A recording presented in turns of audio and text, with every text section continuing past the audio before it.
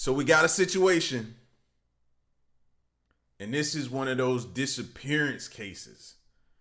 This is the case of Karlie Guse. Let's get to it. What is up, Viewer Crew? Today we are covering the case of Karlie Guse. On the morning of October 13th, 2018, the stepmother of 16-year-old Karlie Lane Guse awoke to every parent's personal nightmare. I miss you so much. This whole world misses you so much. The door of her Mono County, California home was slightly ajar, and her stepdaughter was nowhere to be found. Karlie Lane Guse was never seen again. She completely vanished without a trace. As the case began to unfold, the insane events leading to Karlie's disappearance were revealed, and for many, the bigger picture they formed was quite disturbing. Karlie Guse lived with her father, Zachary Guse, stepmother Melissa Guse, and two younger brothers in a rural California neighborhood. Karlie's parents had gotten divorced when she was just a toddler, and later on, she decided to move in with her father because her biological mother, Lindsay Fairley, was moving to Nevada. Now, instincts. First off the bat, what are your instincts telling you, or who is your instincts pointing to? Well, I automatically look to the person that first took the podium, the stepmom. I first look at her, suspect to me. Then I look at the dad. All right, those are my two right now starting off in my mind. Instincts, what do y'all think? According to friends and family, Karlie had a relatively happy childhood and adjusted well to what can often be an unsettling transition into newly divorced parents. She was described by many in her close circle as being sweet, funny, and popular, and Karlie's biological mother, Lindsay Fairley, said that the two of them were best of friends. However, in the days leading up to her disappearance, Karlie began to have what one friend described as episodes. Karlie was terrified that someone was tracking her on her phone. The creepiest part is, to this day, no one knows why Karlie thought she was being tracked. Despite Karlie's episodes of irrational fear, life went on as usual. On the evening of Friday, October 12, 2018, she asked her parents if she could go to her high school's football game. They agreed. However, Karlie never made it to the game. Instead, she ended up going to a house party with her boyfriend Donald, the last time she would ever see him. This is where things start to take an extremely bizarre turn. Something about Karlie that night seemed very, very wrong. Something at the party horrified Karlie, leading into a disastrous night before her disappearance. Later that evening, around 8:00 p.m., Melissa Guse called Karlie asking if she needed a ride home from the football game. At first, Karlie answered no, and that she would get a ride home from her boyfriend. My daughter said at that moment, she said, "I'm just going to get a ride home with Donald." But just a short while later, things took a dramatic turn.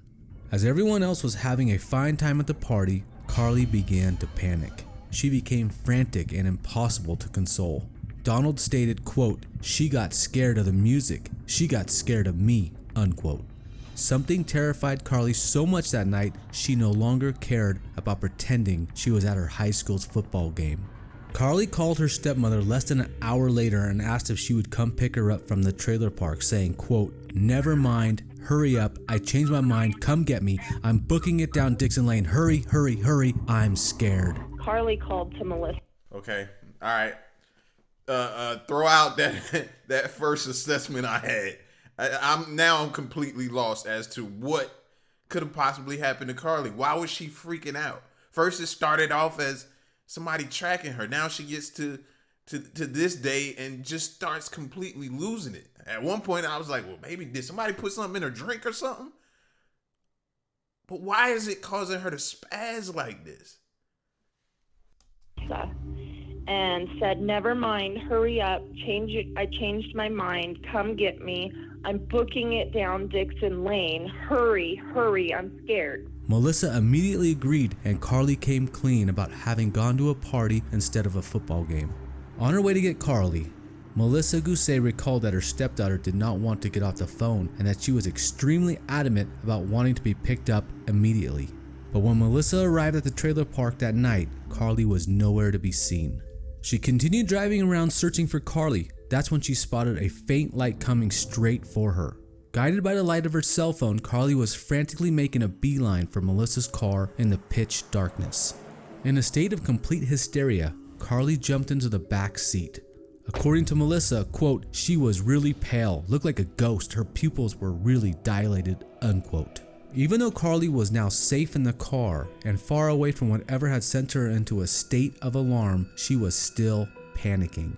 She kept jumping from seat to seat, worrying that somehow the car would kill her, and repeating over and over again how scared she was. Melissa Guse later informed police that her stepdaughter had admitted to smoking a substance at the party she had attended, and that she seemed excessively paranoid and on edge. See, I knew it had to be something she came in contact with. Maybe a drink or maybe a substance, like I said, smoke and what is it, the LSDs, the stuff that makes you hallucinate or see something or feel paranoid. Or even if it's your first time on some of these things that might be milder than that, it still makes you kind of paranoid, right? So, but you've got her. At that point in time, you don't let her out your sight, especially with all this going on. Even after she returned back home. At one point, it took Melissa almost 15 minutes to calm Karlie down, but she had refrained from taking her to the hospital because she did not feel that Karlie was in immediate physical danger. Melissa believed Karlie was just having a bad reaction to something she had taken at the party, but this was just the beginning of Karlie's distressing breakdown. Safe back at home, Melissa and Zachary Guse both claimed that Karlie was continuing to act very erratically. According to Zachary, he had gotten home from work and had a couple beers when Melissa and Karlie showed up. He said that his daughter would huddle in the corner and act almost afraid of her parents one minute, and then the next she would be telling them how much she loved them. He also explained that she was particularly afraid of her phone and her parents being around her.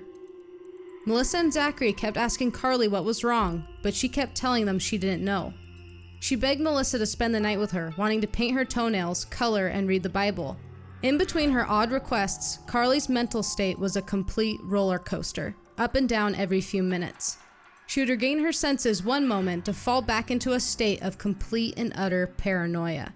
At one point in the night, after dealing with Karlie's non-stop erratic behavior, Melissa took out her cell phone to secretly record Karlie with the intention of showing her the following morning. She figured this would be an important lesson, show Karlie how she behaved while she was under the influence. Karlie had already gotten suspended from school for a month for her use of this particular substance and had to attend counseling on school campus. Although these two secretly recorded videos have not been released to the public, multiple accounts describe the footage as a short clip of Karlie repeatedly saying that she is scared but doesn't know why. However, once Karlie's private investigators got their hands on this footage and showed her biological mother, Lindsay Fairley, her mother claimed that the footage told a very different, extremely disturbing story. According to Lindsay, Karlie was begging Melissa to call 911, but she continued refusing to do so. Melissa counteracted this later on, stating that one video captured Karlie asking, "If something were to happen, would you call 911?" And Melissa answered, "Of course." Fox News was granted permission to listen to one of the two recordings, revealing more of Karlie's fragile mental state that night, and it's pretty chilling.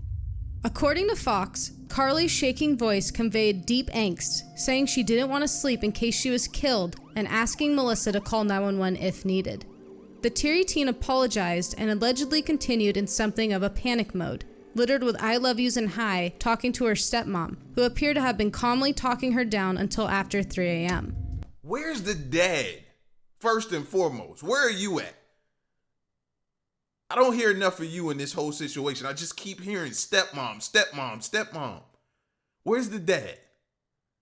Because at that point, you should have taken her to the emergency room. She needs to go.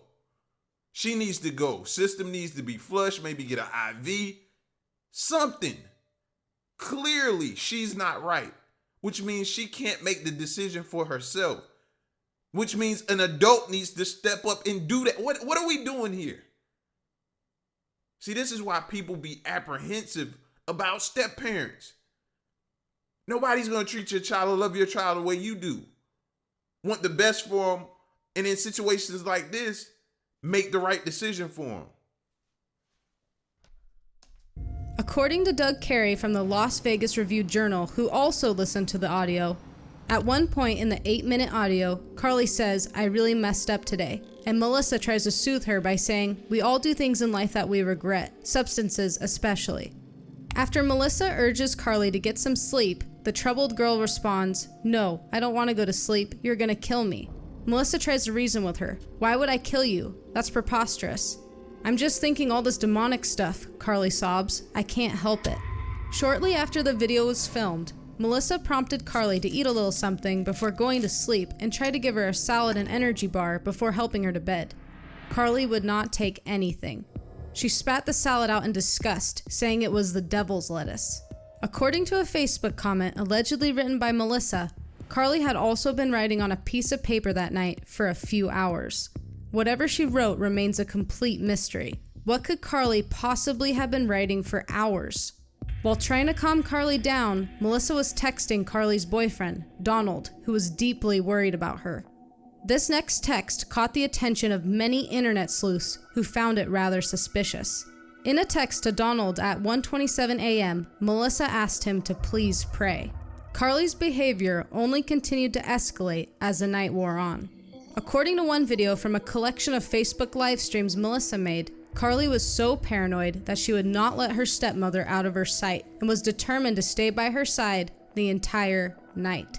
Okay, I'm back on the stepmom now.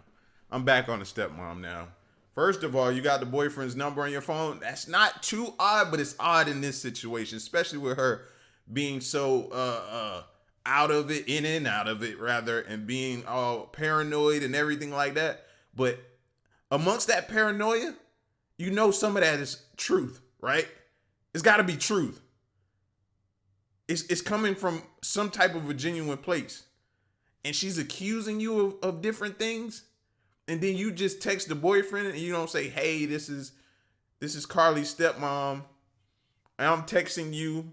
The way they told us, you just said, "Please pray." Like, y'all have had conversations before. That's rather odd.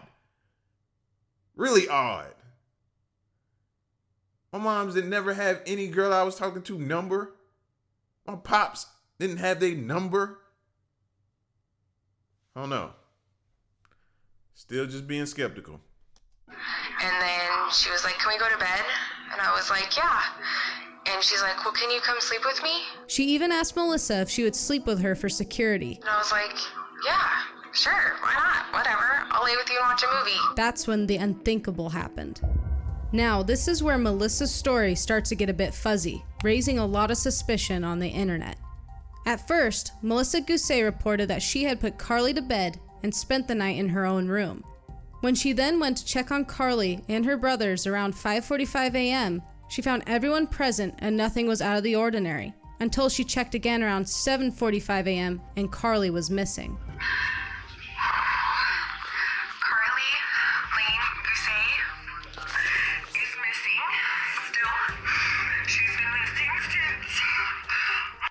All right, so that seems rather odd to me because you said she's missing. You use that term when somebody's been gone for a while, you haven't been able to reach them, instead of saying she's gone again or she left. Karlie is left. I don't know. Maybe that might not be odd to y'all. It seems odd to me that you use the word missing. Maybe I'm tripping though. Maybe I might be reading too much into it. However, Melissa later changed her story and claimed that she had spent the entire night by Karlie's side to make sure she was safe and comfortable. She stated that the last time she saw her stepdaughter, she was in bed beside her at around 5:45 a.m. She briefly woke up before drifting back to sleep, noticing Karlie was still awake with her eyes wide open. Then, when Melissa woke again around 7:15 a.m. to 7:30 a.m., Karlie was gone. The front door was left ajar. A single fresh footprint believed to be Karlie's left a lone track on the driveway. A lot of speculation was thrown around concerning these changes in Melissa Guse's story, as many concerned citizens found it odd that so many important details had changed from one of the last people to have seen Karlie. Was this an overwhelmed stepmother who was unsure of what to say when reporters first began questioning her? Did she carry guilt for not having watched Karlie more closely? Soon after discovering her absence, Melissa and Zachary Guse assumed that Karlie had gone for a walk in the neighborhood to clear her head. Concerned over her mental state from the night before, The two of them jumped in their cars and began driving around, frantically attempting to locate her. When they failed to find her, her father gave his ex-wife, Karlie's biological mother, Lindsay, a call to inform her that Karlie was missing. Lindsay was adamant that something seemed wrong with this phone call. She stated, "At 9:35 a.m. on Saturday, October 13th, I was notified by her father, my ex-husband, that she was gone. Gone to me is a huge red flag and has never sat easily with me." He then called the Mono County Sheriff's Department and It'd be the words you use. That's why when I said missing earlier, it's the words that you use in these situations that give off red flags to people. People ain't dumb. People ain't crazy. And they may not pick up on it right then and there, but later on when they start thinking back and replaying things in their head, they gonna catch that. reported her missing. To make matters even more unnerving, the couple also noticed that Karlie's cell phone was still at home, which was very uncharacteristic of the teenager and further raised their cause for concern. Karlie's boyfriend, Donald, came over to the house after receiving the call that she was missing. According to Donald, he swore he spotted Karlie's cell phone by her bed, but according to Melissa, it had been on the island in the kitchen the entire time.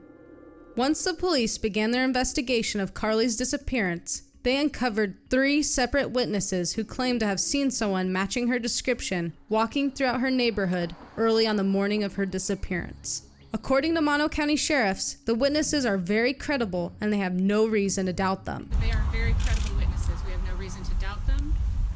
Two of the witnesses, the first two, knew Karlie and had seen her before. So we do not have any reason to question their credibility. The first 2 witnesses actually knew Karlie and they had seen her before. They have no reason to question their credibility. One witness was an educator, another a retired law enforcement, and the final witness was a wooder. Richard Eddy, who lived just down the street from the Guses, was unwinding in his jacuzzi hot tub sipping a hot cup of coffee when he spotted a girl with long hair walking by at about 6:30 a.m. to 6:45 a.m. But something just didn't seem right about the girl he saw. He stated, quote, "She was looking up, looking around at the sky," unquote, with a piece of paper in her hands. He said, quote, "It was kind of unusual. We don't have a lot of kids out walking."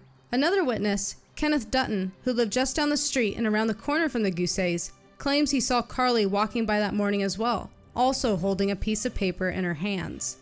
It has been speculated by Karlie's family that the piece of paper was for the counseling sessions Karlie had been attending prior to her disappearance. Melissa indicated in an interview with Dateline that the third final witness, the wooder, told her they had seen someone who looked like Karlie at the corner of Highway 6, around a mile away from her family home, mysteriously standing on the inside of a barbed wire fence at around 7 a.m. to 7:30 a.m.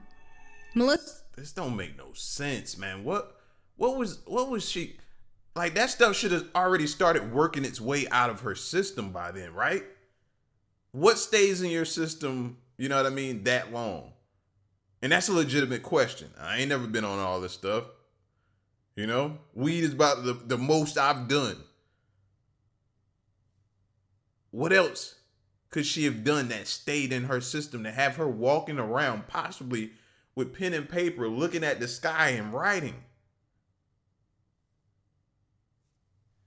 Melissa's accounts of the clothing Karlie was wearing when she vanished also raised many eyebrows. She first reported that Karlie was last seen wearing a white t-shirt and skinny jeans, but once the eyewitness accounts surfaced, some believe that she seemed to, yet again, change a piece of her story. She then claimed Karlie had actually been wearing gray sweatpants. This was a description that many speculated conveniently matched those who believed they saw her walking throughout the neighborhood. She later stated on Nancy Grace's podcast that the actual last time she saw Karlie, she was wearing a t-shirt and undergarments.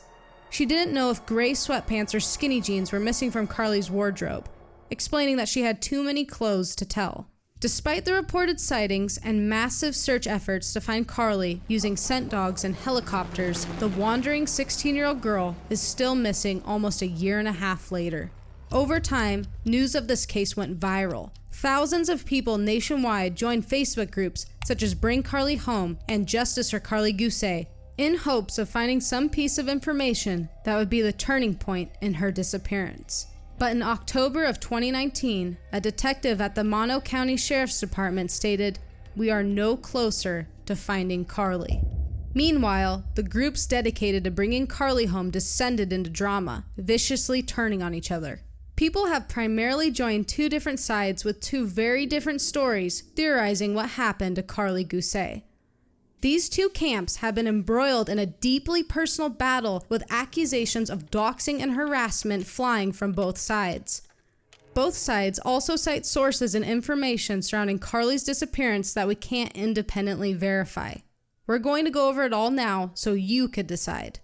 Now let's get into camp number 1. One of the darkest and more recurrent theories surrounding Karlie's disappearance places Melissa Guse at the center of the case.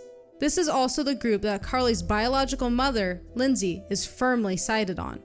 Thousands of comments from Reddit users have examined the possibility that perhaps Melissa accidentally caused Karlie's death by poorly handling her reaction to substances at the party and ultimately scrambled to find a way to cover her tracks.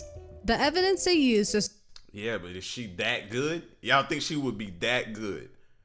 That there's no trace, no sign, no nothing of Karlie?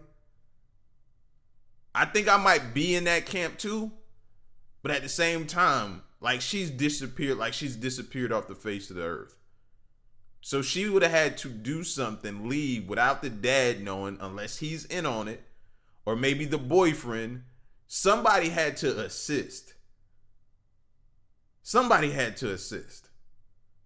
But I don't know. Then you have the neighbor saying he saw her alone.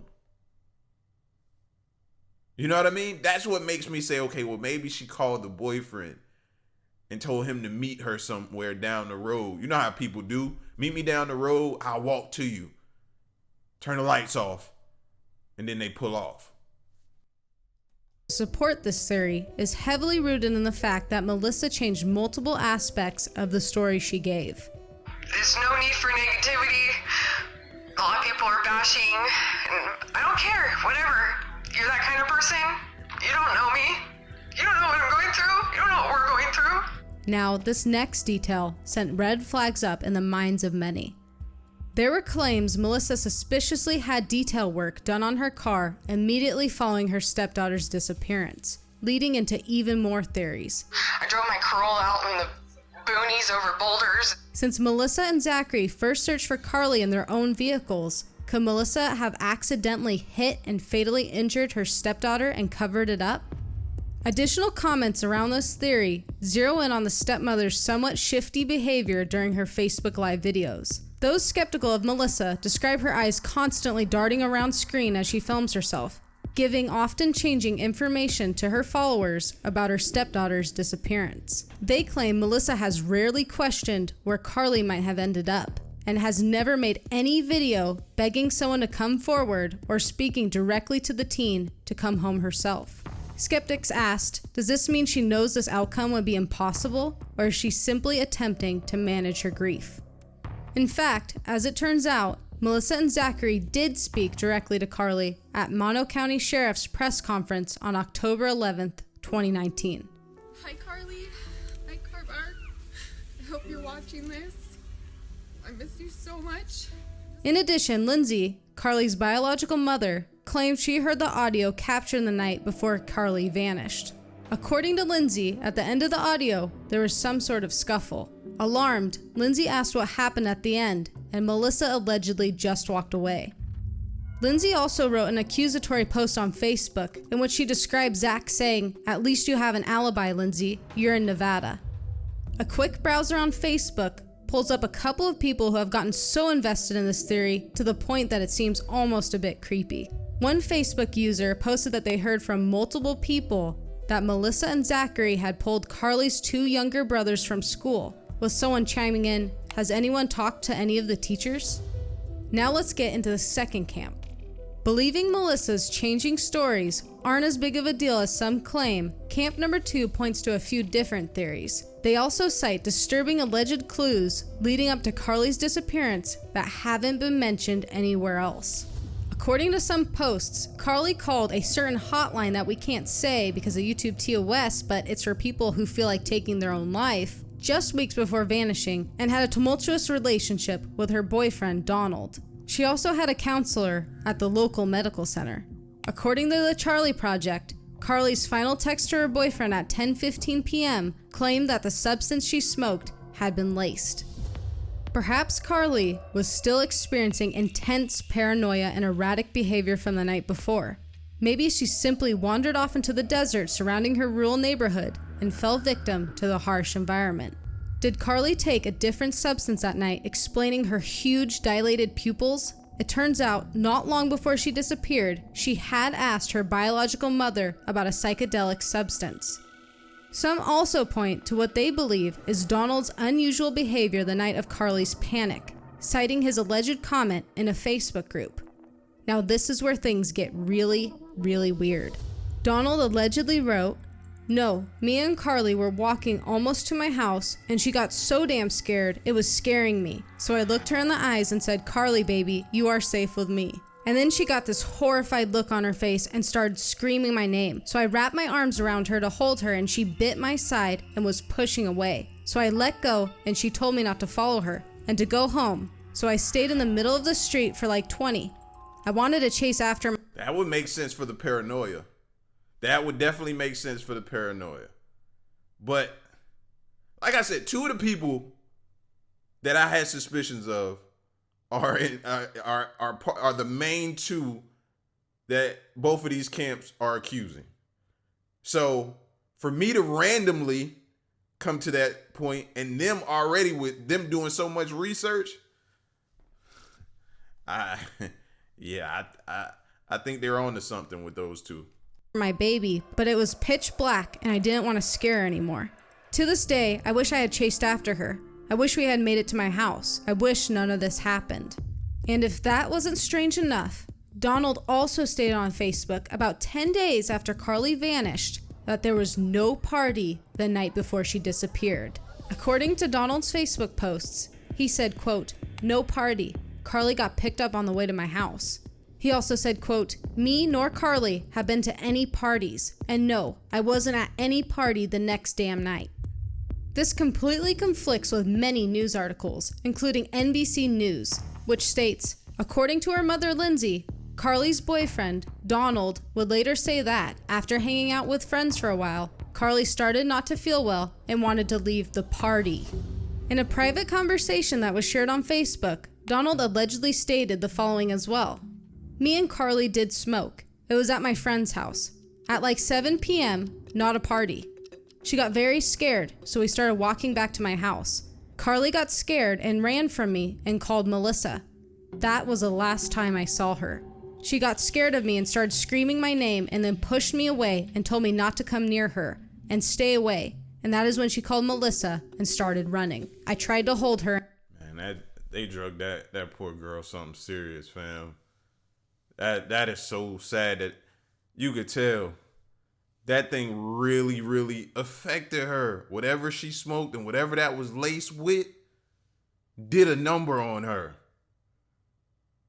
Sent her into a full-blown panic of paranoia.